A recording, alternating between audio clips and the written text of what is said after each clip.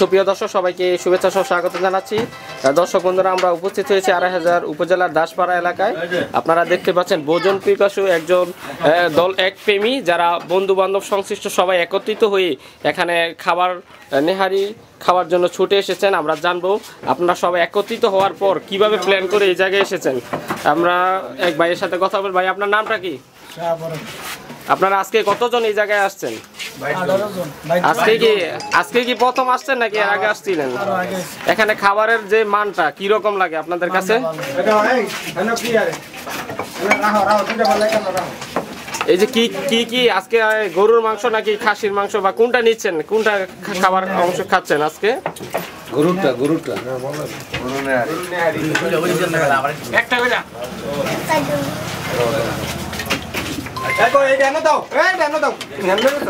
এখানে খাবারের মান কি রকম? খাবারের মান খুবই ভালো।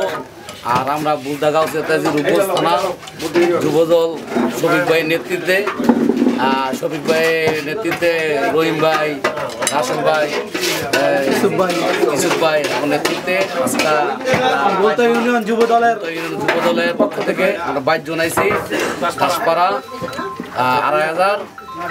এখানে মান ভালো দেখে আমরা সবাই আছি, মাসে 2-3 বার আসা হয়। ঠিক আছে, আপনারা এখানে এসেছেন এবং এখানকার যে খাবার খাচ্ছেন সেটা অত্যন্ত আনন্দের বিষয়। আমরা আশা করি আপনারা সবসময় একসাথে থাকেন, আপনাদের বন্ধুত্বপূর্ণ সম্পর্ক সবসময় বজায় থাকুক। ধন্যবাদ সবাইকে।